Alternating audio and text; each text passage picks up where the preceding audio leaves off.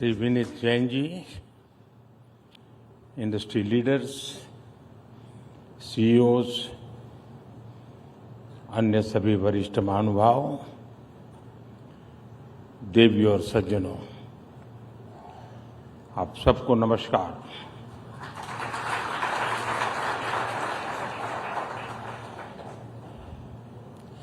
Last time जब मैं ET summit में आया था तो चुनाव होने ही वाले थे और उस समय मैंने आपके बीच पूरी विनम्रता से कहा था कि हमारे तीसरे टर्म में भारत एक नई स्पीड से काम करेगा।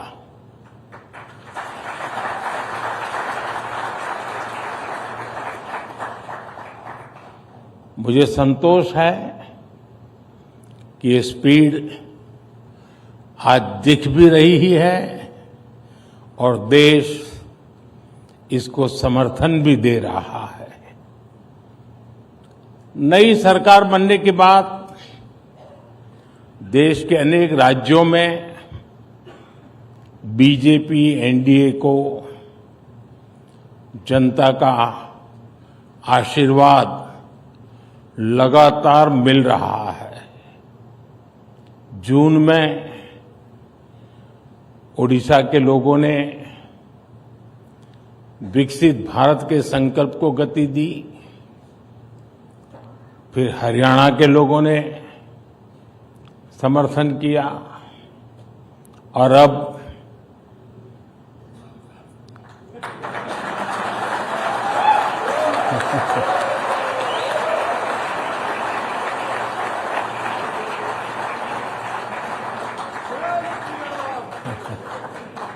दिल्ली के लोगों ने हमें भरपूर समर्थन दिया है। ये एक एक्नॉलेजमेंट है कि देश की जनता आज किस तरह विकसित भारत के लक्ष्य के लिए कंधे से कंधा मिलाकर चल रही है। साथियों, जैसा आपने भी उल्लेख किया, मैं भी कल रात ही अमेरिका और फ्रांस की अपनी यात्रा से लौटा हूं। आज दुनिया के बड़े देश हो, दुनिया के बड़े मंच हो, भारत को लेकर जिस विश्वास से भरे हुए हैं, ये पहले कभी नहीं था।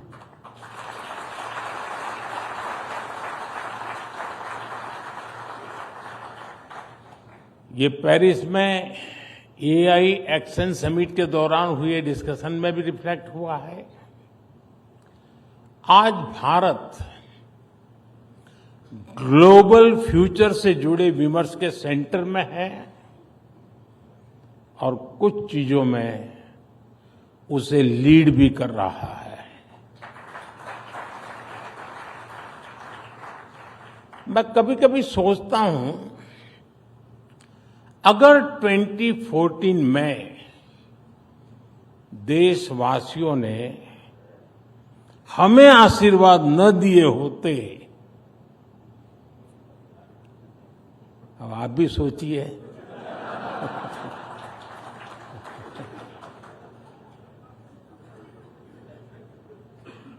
भारत में रिफॉर्म्स की एक नई क्रांति शुरू होती, यानी मुझे नहीं लगता है कि हो सकता है, ये कतई नहीं होता। आप भी इस बात को यानी सिर्फ कहने को नहीं, कन्विंस होंगे। क्या इतने सारे बदलाव होते क्या? आप पैसे जो हिंदी समझते होंगे उनको मेरी बात तुरंत समझ में आई होगी।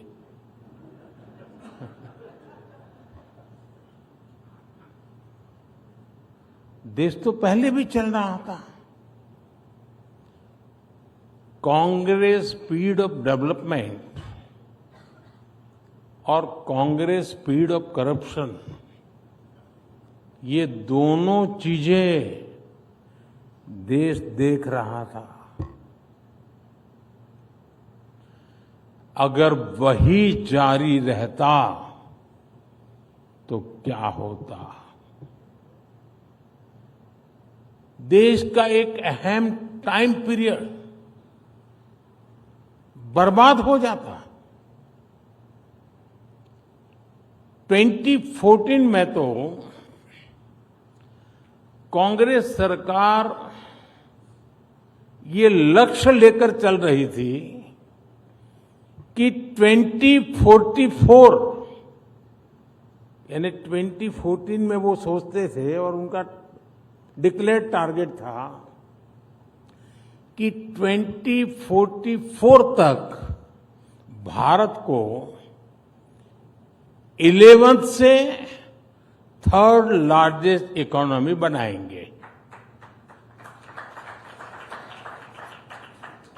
2044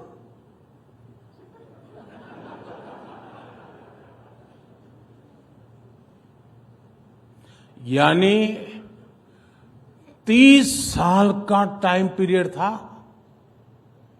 ये था कांग्रेस का स्पीड ऑफ डेवलपमेंट।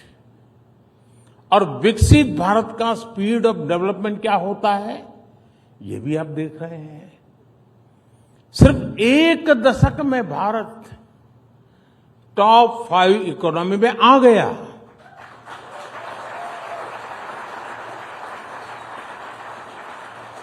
और साथियों, मैं पूरी जिम्मेवारी से कह रहा हूं, अब अगले कुछ सालों में ही आप भारत को दुनिया की 3rd लार्जेस्ट इकोनॉमी बनते देखेंगे।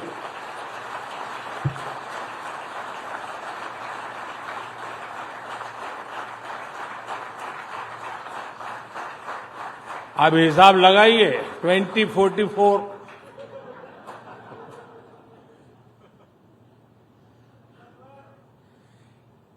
एक युवा देश को यही स्पीड चाहिए और आज इसी स्पीड से भारत चल रहा है। साथियों, पहले की सरकारें रिफॉर्म से बचती रही और ये बात भूलना नहीं चाहिए। ये ईटी वाले भुला देते हैं, नहीं मैं याद कराता हूं। जिस रिफॉर्म के गाजे बाजे हो रहे हैं ना, वो बिकॉज ऑफ कंपल्सन था, कन्विक्शन से नहीं था।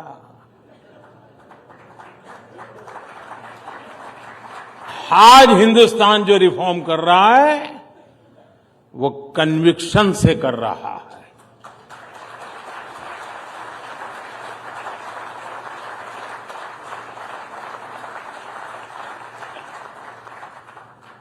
उनमें एक सोच रही,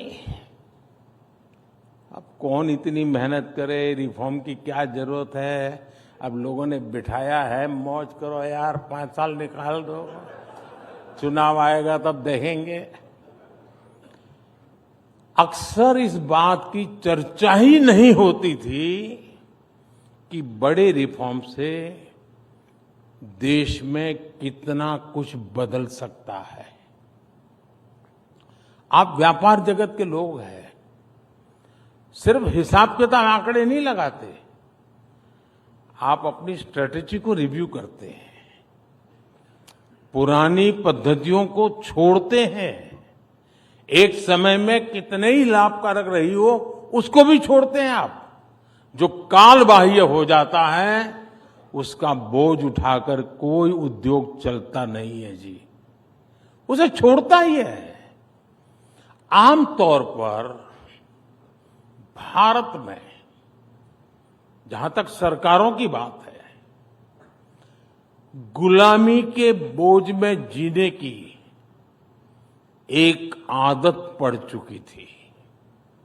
इसलिए आजादी के बाद भी अंग्रेजों के जमाने की चीजों को ढोया जाता रहा। अब हम लोग आमतौर पर बोलते भी हैं, सुनते भी हैं, और कभी कभी तो लगता है कि ये जैसे कोई बड़ा महत्वपूर्ण मंत्र है, बड़ा श्रद्धापूर्ण मंत्र है, ऐसे बोलते हैं, justice delayed is justice denied. ऐसी बातें हम लंबे समय तक सुनते रहे, लेकिन इसको ठीक कैसे किया जाए, इस पर काम नहीं हुआ। समय के साथ हम इन चीजों के इतने आदी हो गए कि बदलाव को नोटिस ही नहीं कर पाते। और हमारे यहां तो एक ऐसा इकोसिस्टम भी है, कुछ साथी यहां भी बैठे होंगे, जो अच्छी चीजों के बारे में चर्चा होने ही नहीं देते। वो उसको रोकने में ही ऊर्जा लगाए रखते हैं। जबकि लोकतंत्र में अच्छी चीजों पर भी चर्चा होना, मंथन होते रहना, ये भी लोकतंत्र की मजबूती के लिए उतना ही जरूरी है। लेकिन एक धारणा बना दी गई है कि कुछ नेगेटिव कहो, नेगेटिविटी फैलाओ, वही डेमोक्रेटिक है। अगर पॉजिटिव बातें होती हैं तो डेमोक्रेसी को कमजोर करार कर दिया जाता है। इस मानसिकता से बाहर आना बहुत जरूरी है। मैं आपको कुछ उदाहरण दूंगा। साथियों, भारत में कुछ समय पहले तक जो पीनल कोड चल रहे थे, वो 1860 के बने थे, 1860 के। देश आजाद हुआ, तो हमें याद नहीं आया, क्योंकि गुलामी की मानसिकता में जीने की आदत हो गई थी। इनका मकसद 1860 में जो कानून बने, मकसद क्या था? उसका मकसद था भारत में गुलामी को मजबूत करना, भारत के नागरिकों को दंड देना। जिस सिस्टम के मूल में ही दंड है, वहां न्याय कैसे मिल सकता था? इसलिए इस सिस्टम के कारण न्याय मिलने में कई साल लग जाते थे। अब देखिए, हमने परिवर्तन किया, बहुत बड़ा कड़ी मेहनत करनी पड़ी है, ऐसा नहीं हुआ है। लाखों ह्यूमन आवर्स लगे हैं इसमें, और भारतीय न्याय संहिता को लेकर के हम आए, भारत की संसद ने उसको मान्यता दी। अब ये न्याय संहिता को लागू हुए अभी 7-8 महीने ही हुए हैं, 7 to 8 मंथ हुए अभी तो, लेकिन बदलाव साफ साफ नजर आ रहा है, अखबार में नहीं। अब लोगों में जाएंगे तो बदलाव नजर आएगा। न्याय संहिता लागू होने के बाद क्या बदलाव आया है, मैं बताता हूं। एक ट्रिपल मर्डर केस में एफआईआर से लेकर फैसला आने तक सिर्फ 14 दिन लगे। इसमें उम्र कैद की सजा हो गई।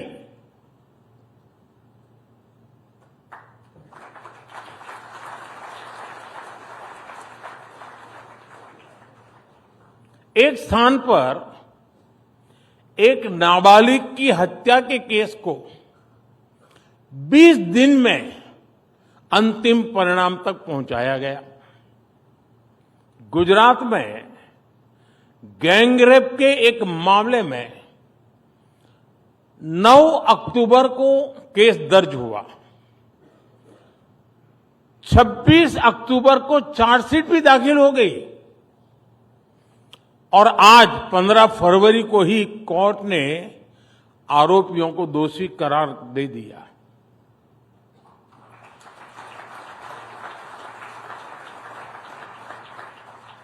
आंध्र प्रदेश में 5 महीने के एक बच्चे से अपराध के मामले में अदालत ने दोषी को 25 वर्ष की सजा सुनाई है।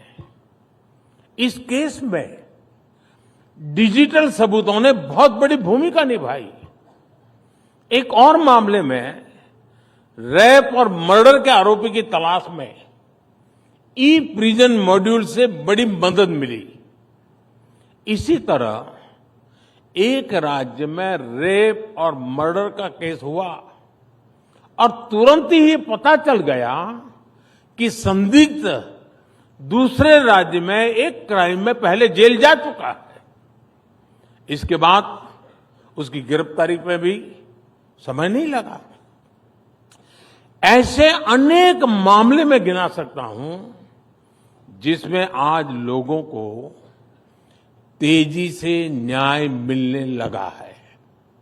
साथियों, ऐसा ही एक बड़ा रिफॉर्म प्रॉपर्टी राइट्स को लेकर हुआ है।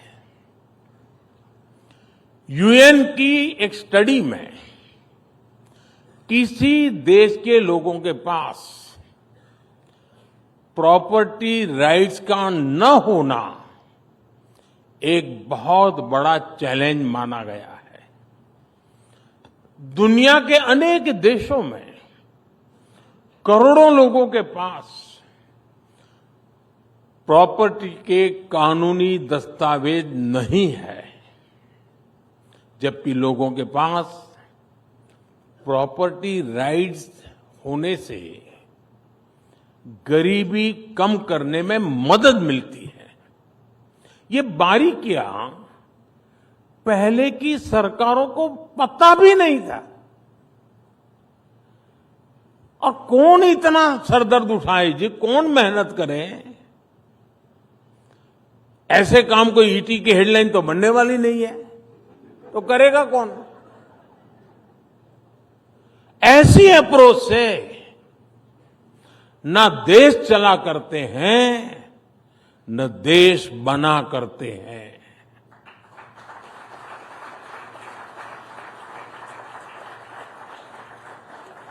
और इसलिए हमने स्वामित्व योजना की शुरुआत की। स्वामित्व योजना के तहत देश के 3 लाख से ज्यादा गांवों का ड्रोन सर्वे किया गया। 2.25 करोड़ से ज्यादा लोगों को प्रॉपर्टी कार्ड दिए गए। और मैं ईटी को एक हेडलाइन आज दे रहा हूं। स्वामित्व लिखना जरा ईटी के लिए तकलीफ वाला है, लेकिन फिर भी वो तो आदत से हो जाएगा। स्वामित्व योजना की वजह से देश के ग्रामीण क्षेत्र में अब तक 100 लाख करोड़ रुपए की प्रॉपर्टी की वैल्यू अनलॉक हुई है। 100 लाख करोड़ यानी 100 लाख करोड़ रुपयों की प्रॉपर्टी पहले भी गांव में मौजूद थी, गरीब के पास मौजूद थी, लेकिन इसका उपयोग आर्थिक विकास में नहीं हो पाता था। प्रॉपर्टी के राइट्स न होने से गांव के लोगों को बैंक से लोन नहीं मिल पाता था। अब ये दिक्कत हमेशा हमेशा के लिए दूर हो गई है। आज पूरे देश से ऐसी खबरें आती हैं कि कैसे स्वामित्व योजना के प्रॉपर्टी कार्ड से लोगों का फायदा हो रहा है। अभी कुछ दिन पहले राजस्थान की एक बहन से मेरी बातचीत हो रही। उस बहन को स्वामित्व योजना के तहत प्रॉपर्टी कार्ड मिला हुआ है। इनका परिवार 20 साल से एक छोटे से मकान में रहता था। जैसे ही प्रॉपर्टी कार्ड मिला तो उनको बैंक से करीब 8 लाख का लोन मिला। 8 लाख रुपए का लोन मिला कागज मिलने से। इस पैसे से उस बहन ने एक दुकान शुरू की। अब उससे हुई कमाई से वो परिवार अब अपने बच्चों की हायर एजुकेशन के लिए सपोर्ट कर पा रही है। एंड अब देखिए कैसे बदलाव आता है। एक और राज्य में एक गांव में एक व्यक्ति ने प्रॉपर्टी कार्ड दिखाकर बैंक से 4.5 लाख का लोन लिया। उस लोन से उसने एक गाड़ी खरीदी और ट्रांसपोर्टेशन का काम उसने शुरू कर दिया। एक और गांव में एक व्यक्ति ने प्रॉपर्टी कार्ड पर लोन लेकर अपने खेत में मॉडर्न इरिगेशन फैसिलिटी तैयार करवाई। ऐसे ही कई उदाहरण हैं जिनसे गांवों में गरीबों को कमाई के नए रास्ते बन रहे हैं। ये रिफॉर्म, परफॉर्म, ट्रांसफॉर्म की असली स्टोरीज हैं जो अखबारों और टीवी चैनल्स के हेडलाइन में नहीं आती है।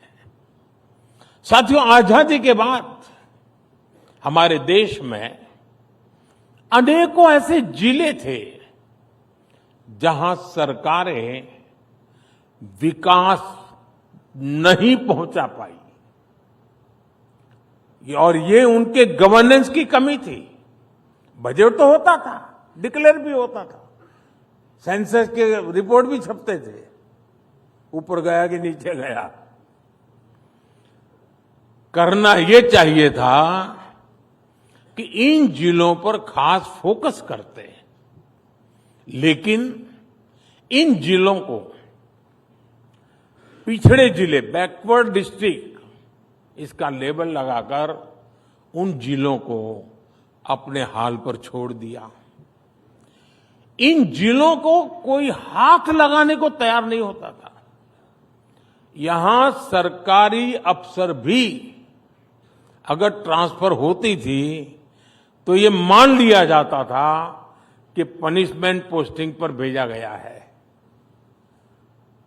साथियों, इतना नेगेटिव एनवायरनमेंट, उस स्थिति को मैंने एक चुनौती के रूप में लिया और पूरे अप्रोच को ही बदल डाला। हमने ऐसे देश के करीब 100 से ज्यादा जिलों को आइडेंटिफाई किया, जिसको कभी बैकवर्ड जिला कहते थे। मैंने कहा ये एस्पिरेशनल डिस्ट्रिक्ट है, ये बैकवर्ड नहीं है। हमने यहां देश के युवा अफसरों को वहां पर ड्यूटी देना शुरू कर दिया। माइक्रो लेवल पर गवर्नेंस को सुधारने का प्रयास शुरू किया। हमने उन इंडिकेटर्स पर काम किया जिसमें ये सबसे पीछे थे। फिर मिशन मोड पर कैंप लगाकर सरकार की फ्लैगशिप योजनाओं को यहां लागू किया। आज इनमें से कई एस्पिरेशनल डिस्ट्रिक्ट्स देश के इंस्पिरेशनल डिस्ट्रिक्ट्स बन चुके हैं।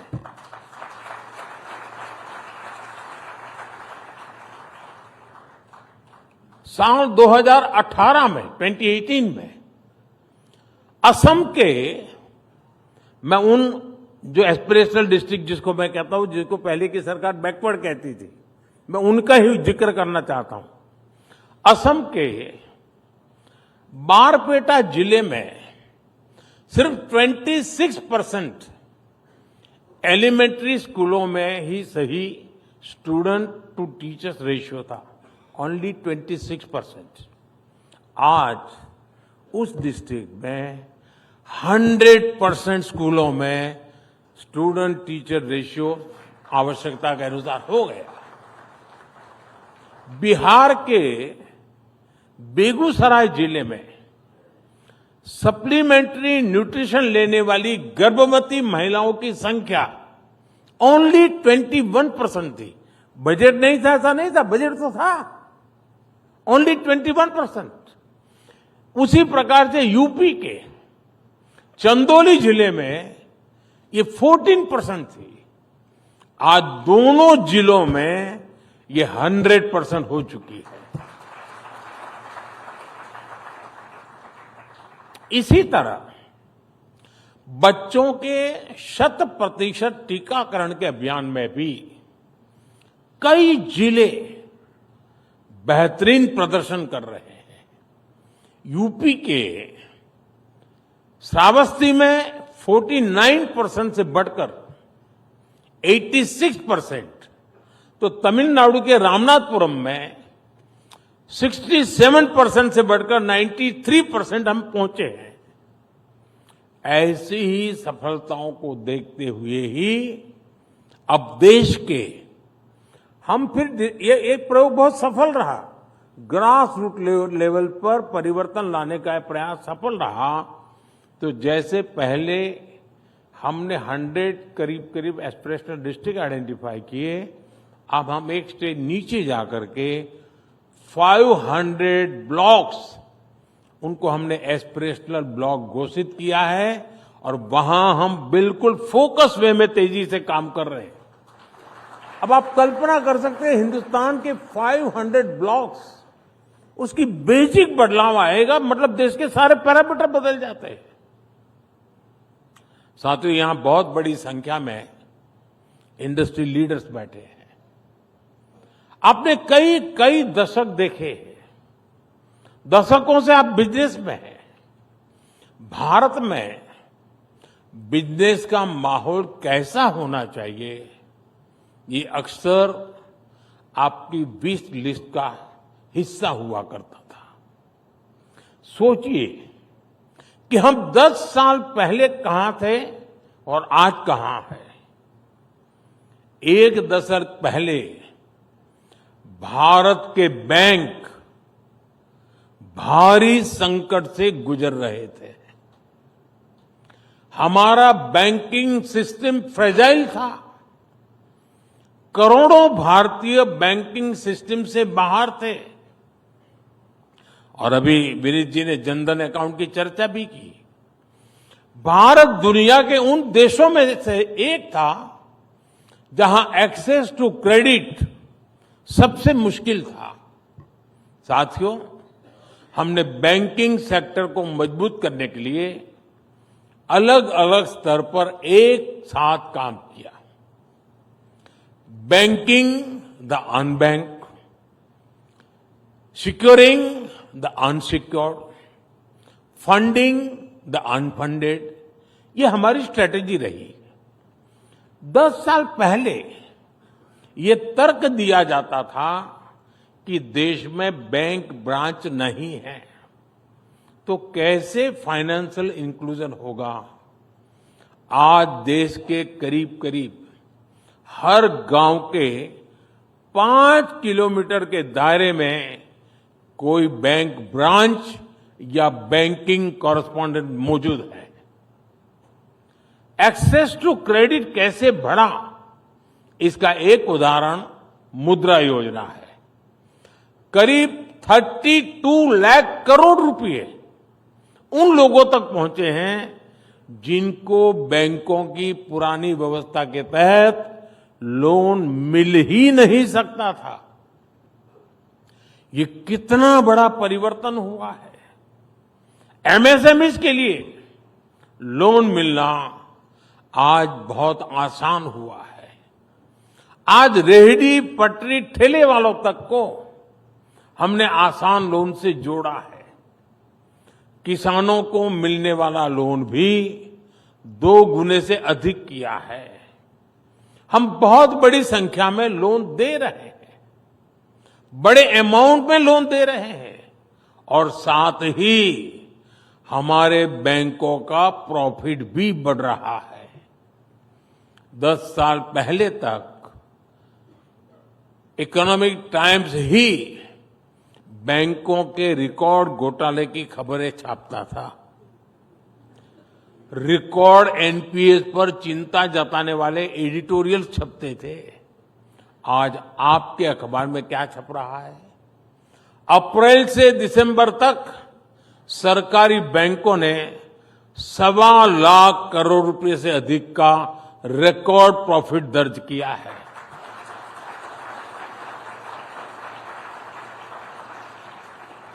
साथियों, ये सिर्फ हेडलाइंस नहीं बदली है, ये सिस्टम बदला है, जिसके मूल में हमारे बैंकिंग रिफॉर्म्स है। ये दिखाता है कि हमारी इकोनॉमी के पिलर्स कितने मजबूत हो रहे हैं। साथियों, बीते दशक में हमने फियर ऑफ बिजनेस को ईज ऑफ डूइंग बिजनेस में बदला है। जीएसटी के कारण देश में जो सिंगल लार्ज मार्केट की व्यवस्था बनी है, उससे भी इंडस्ट्री को बहुत फायदा मिल रहा है। बीते दशक में इंफ्रास्ट्रक्चर में भी अभूतपूर्व विकास हुआ है। इससे देश में लॉजिस्टिक कॉस्ट घट रही है, एफिशिएंसी बढ़ रही है। हमने सैकड़ों कंप्लायंसेस खत्म किए और अब जन विश्वास 2.0 से और भी कंप्लायंसेस को कम कर रहे हैं। समाज में, और ये मेरा कन्विक्शन है, सरकार का दखल और कम हो, इसके लिए सरकार एक डीरेगुलेशन कमीशन भी बनाने जा रही है।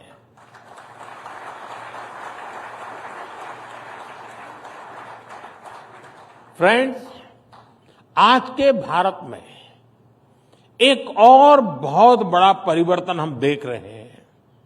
ये परिवर्तन फ्यूचर की तैयारी से जुड़ा है। जब दुनिया में पहली औद्योगिक क्रांति शुरू हुई, तो भारत में गुलामी की जकड़न मजबूत होती जा रही थी। दूसरी औद्योगिक क्रांति के दौरान जहां दुनिया में नए नए इन्वेंशंस, नई फैक्ट्रियां लग रही थी, तब भारत में लोकल इंडस्ट्री को नष्ट किया जा रहा था। भारत से रॉ मटेरियल बाहर ले जाया जा रहा था। आजादी के बाद भी स्थितियां ज्यादा नहीं बदली। जब दुनिया कंप्यूटर क्रांति की तरफ बढ़ रही थी, तब भारत में कंप्यूटर खरीदने के लिए भी लाइसेंस लेना पड़ता था। पहली 3 औद्योगिक क्रांतियों का उतना लाभ भले ही भारत नहीं ले पाया, लेकिन चौथी औद्योगिक क्रांति में भारत दुनिया के साथ कदम से कदम मिलाने के लिए तैयार है।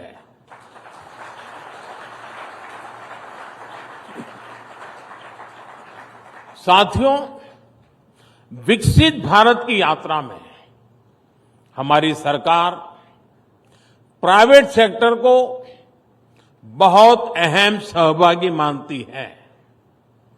सरकार ने बहुत सारे नए सेक्टर्स को प्राइवेट सेक्टर के लिए खोल दिया है, जैसे स्पेस सेक्टर।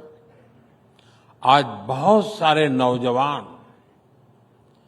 बहुत सारे स्टार्टअप्स इस स्पेस सेक्टर में बड़ा योगदान दे रहे हैं। ऐसे ही ड्रोन सेक्टर कुछ समय पहले तक लोगों के लिए क्लोज था। आज इस सेक्टर में यूथ के लिए बहुत सारा स्कोप दिख रहा है। प्राइवेट फर्म्स के लिए कॉमर्शियल कोल माइनिंग का क्षेत्र खोला गया है। ऑक्शंस को प्राइवेट कंपनियों के लिए लिबरलाइज किया गया है। देश के रिन्यूएबल एनर्जी अचीवमेंट में हमारे प्राइवेट सेक्टर की बहुत बड़ी भूमिका है और अब पावर डिस्ट्रीब्यूशन सेक्टर में भी हम प्राइवेट सेक्टर को आगे बढ़ा रहे हैं ताकि इसमें और एफिशिएंसी आए।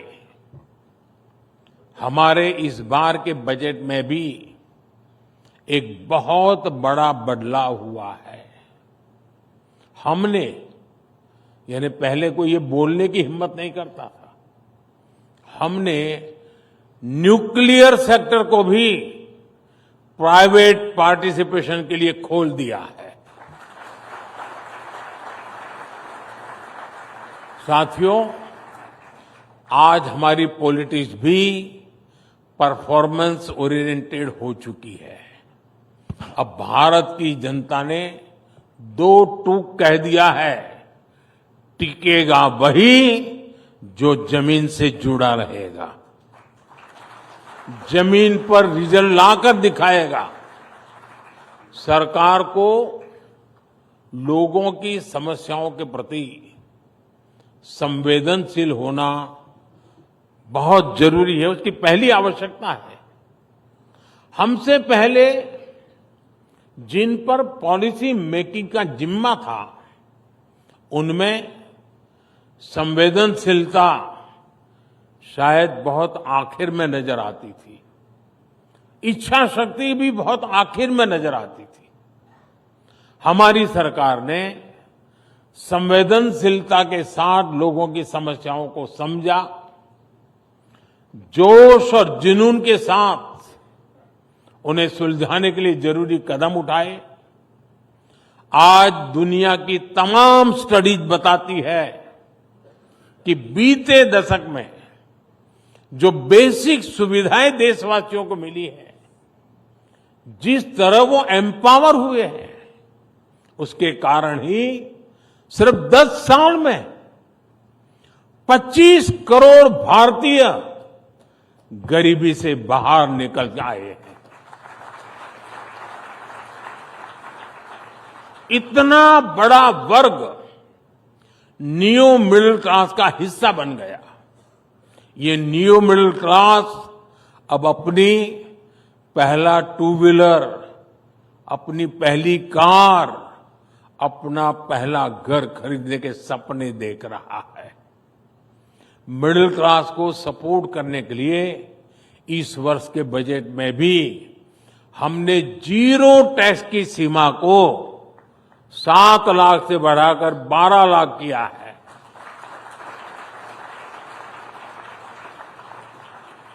इस फैसले से पूरा मिडिल क्लास मजबूत होगा, देश में इकोनॉमिक एक्टिविटी भी और बढ़ेगी।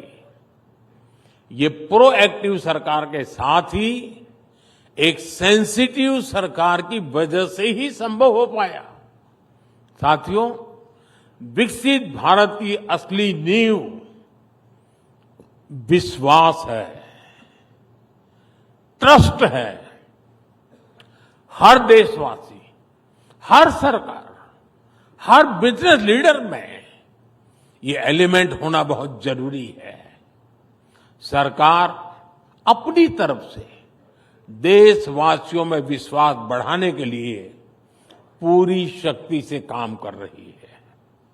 हम इनोवेटर्स को भी एक ऐसे माहौल का विश्वास दे रहे हैं जिस पर वो अपने आइडियाज को इंक्यूबेट कर सकते हैं। हम बिजनेस को भी पॉलिसीज के स्टेबल और सपोर्टिव रहने का विश्वास दे रहे हैं। मुझे उम्मीद है कि ईटी की ये समिट इस विश्वास को और मजबूती देगी। इन्हीं शब्दों के साथ मैं अपनी बात समाप्त करता हूं। एक बार फिर आप सभी को अपनी शुभकामनाएं देता हूं। बहुत बहुत धन्यवाद।